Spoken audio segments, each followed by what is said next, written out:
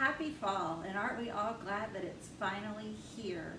I'm Mindy Turner with New Mexico State University Cooperative Extension Service, your Curry County Family and Consumer Science agent. This is the fourth installment and the final installment of our semi-homemade series that we've been working through this September and October. And trust me, this is the one. Okay, my own family didn't care anything about any of my videos till I started pulling stuff out to do this one. So most of you know we've talked about appetizers, we've talked about main dishes. Last time we did some great yummy sides with different types of vegetables that we could use. Today is the day we're going to talk about desserts. Simple, easy to put together, great way to start desserts. Again, things you can give as gifts, things that you can take to a party with a group to share, or just to have for your own family. But be warned, some of these may not last as long unless you take some precautions when you store them and put them up. Because I'm going to share one with you that's my kids' absolute favorite, and if I leave it where they can get to it, it won't make it more than a couple of days. So when we talk about, obviously, how we're going to cap off a meal and about having a dessert, and a lot of people get into that whole, we can't have dessert, we can't have any of this at all.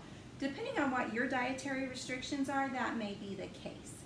But in a lot of cases, what we really need to think about is the serving size. And that's with everything that we eat, even the things that are really good for us. Too much of a good thing is still too much. So we have to think through what we're going to have related to a serving. Again, we've been talking a lot about what we can do to save some money, how we're going to use our resources. Time is also a resource.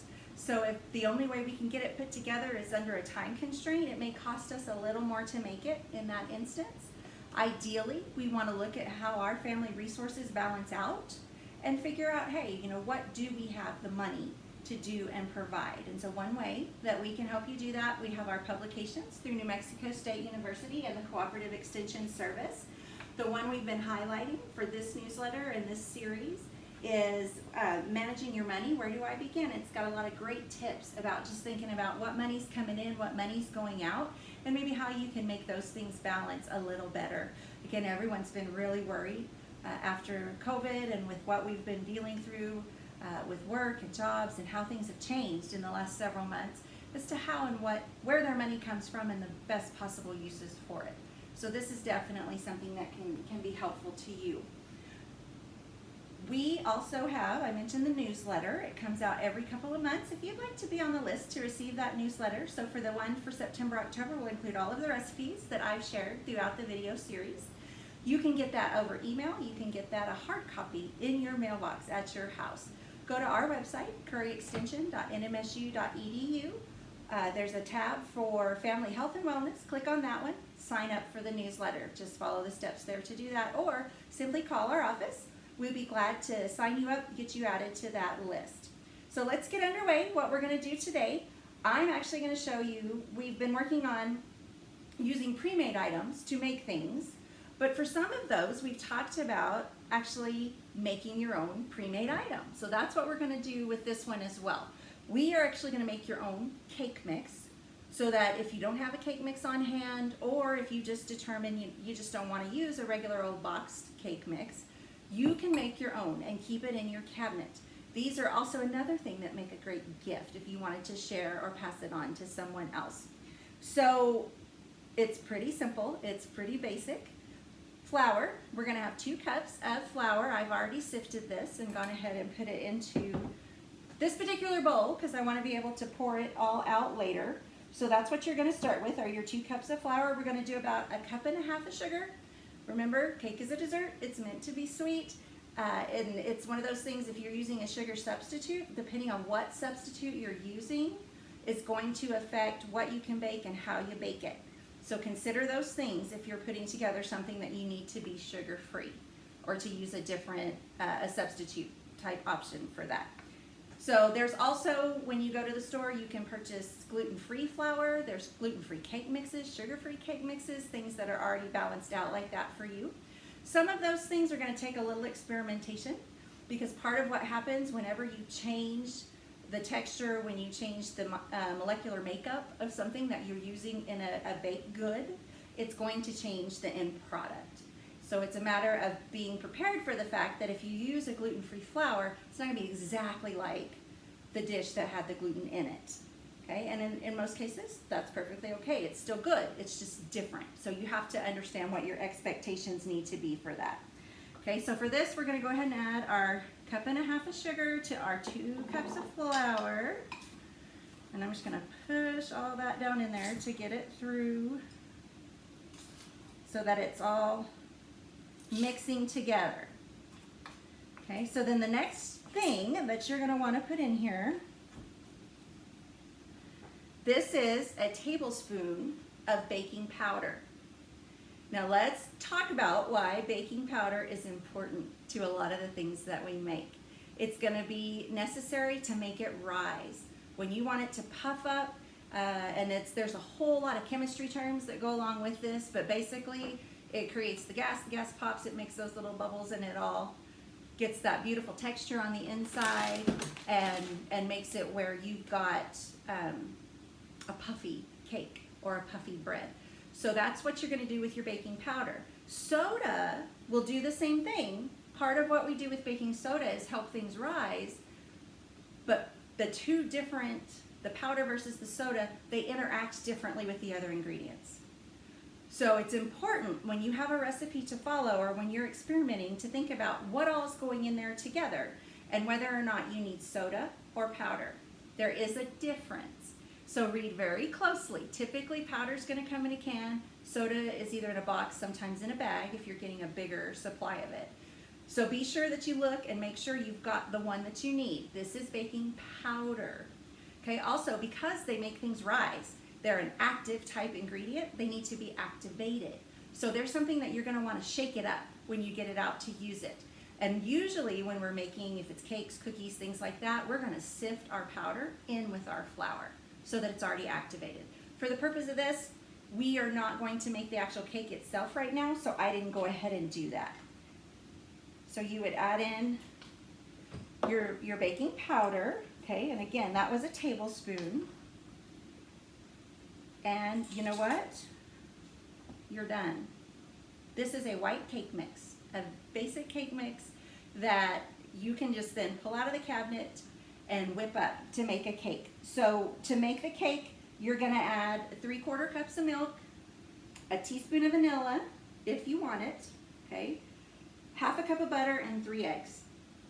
Mix that all together, hand mix it, electric mixer, whatever your preference is. Put it in the pan of your choice. Now, how long you bake it is gonna vary by the pan that you put it in, like with anything else. So we're gonna bake it at about 350 and then typically around 20 minutes, but you're gonna wanna check on it and make sure that it's cooked all the way through. Do that toothpick test, put the toothpick in. If it comes out clean, you should be good to go.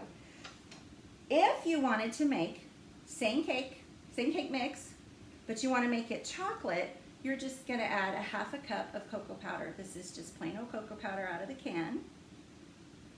Add it in here, mix it all up really good. I'm using a smaller container, so I'm not gonna add the chocolate right now.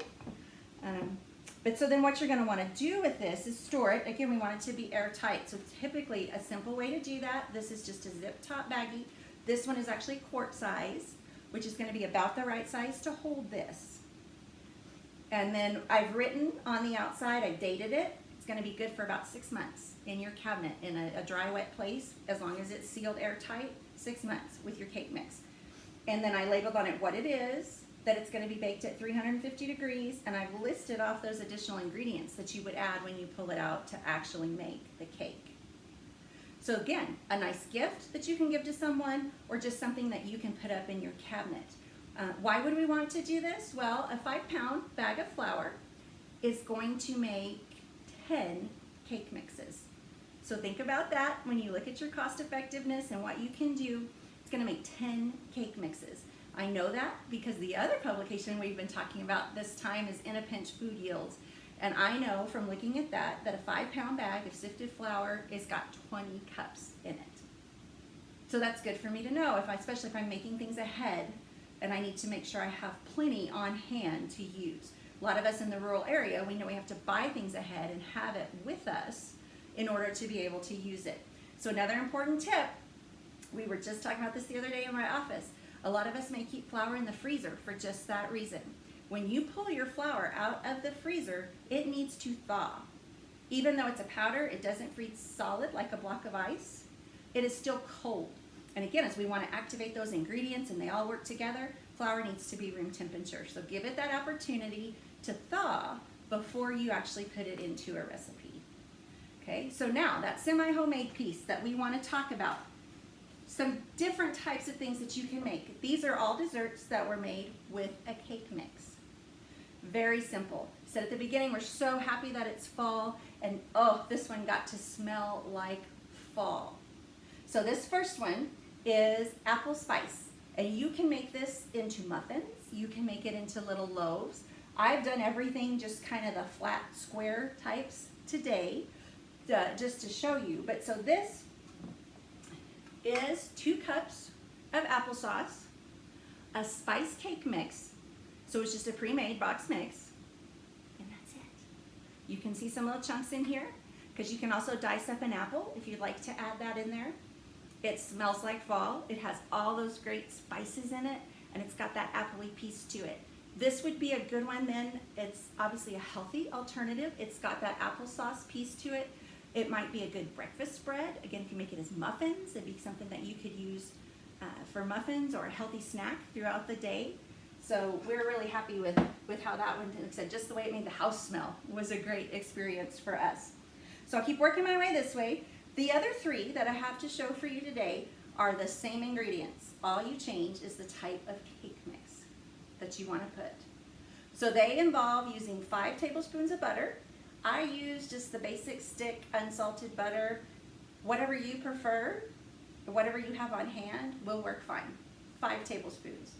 5 tablespoons of butter, we're gonna melt it, and we're gonna beat it in with 2 eggs. 2 eggs, 5 tablespoons of butter. And then we add the cake mix.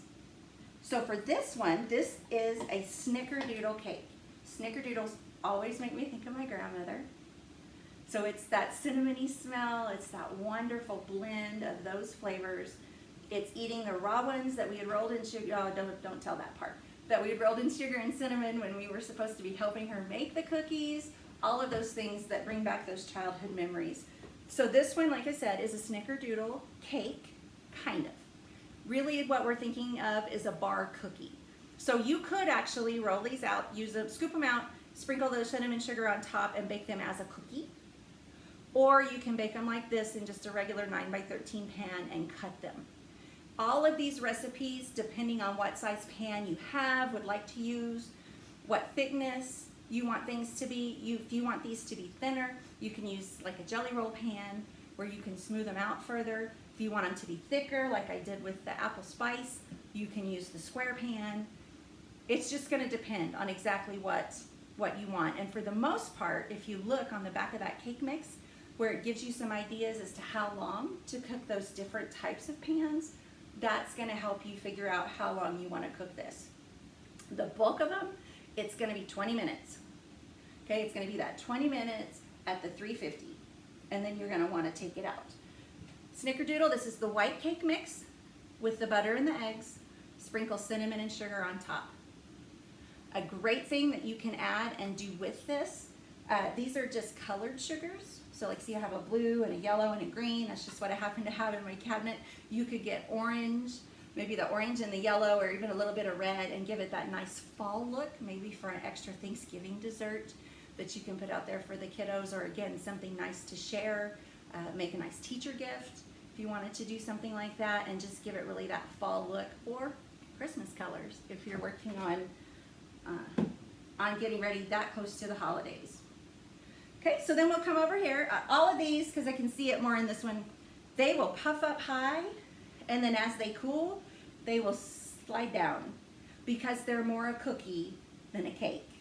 So remember that. These are all meant to be cookie cakes. This one is lemon. The butter and the eggs and a lemon cake mix. Again, you can put these out as actual cookies, cookie size. You could do them in the larger pan so they'd be thinner, more like lemon bar types.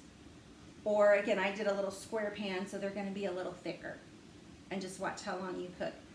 Again, it's got that wonderful lemony smell. I just sprinkled some powdered sugar on the top after it came out. It's got that great yellow color to go along with that.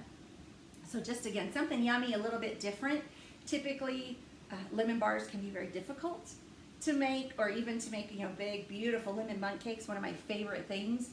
But it takes a lot of time to get it right and to make it look how you want it. This is a very simple alternative to that that's gonna have that nice, fresh, lemony taste. Okay, and then finally, I saved this one for last. This is my family's favorite. We have taken this for birthdays at school. It's the first thing they ask for whenever, if they're not feeling good, if they just want something special. If I say, okay, what should we make? Cookie cake is the first thing they pick every time. Butter, eggs, a yellow cake mix, some chocolate chips. The great thing about this, yes, it's a cheater chocolate chip cookie. They stay soft, okay, as long as you don't way over bake them. They stay soft for a long time. I like putting them in the glass pan because you can see the bottom to make sure that it's cooked through and that you don't get it overdone. Again, it puffs up pretty high, and then as it cools, it sinks back down to actually make the cookie.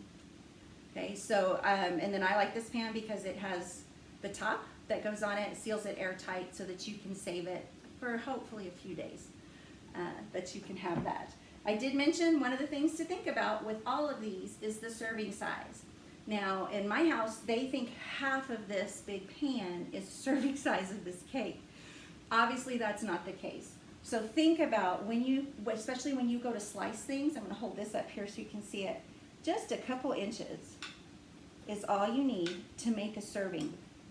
Now, if you take it somewhere and then people proceed to get 2 or 3, that's not on you, right? But you can see how that popped out of there. All of these you're gonna wanna either spray or butter the pan before you put the mix in.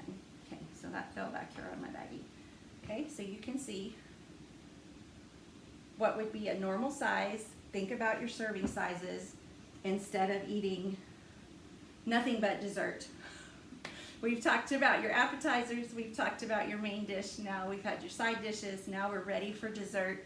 Things we can share, things that bring us closer together as a family as we share meals. Things that we can consider our time and our cost savings for all of those things. Thank you so much for being a part of this series. We hope you'll join us back next time. Again, I'm Mindy Turner with New Mexico State University Cooperative Extension Service, Curry County Family and Consumer Sciences Agent.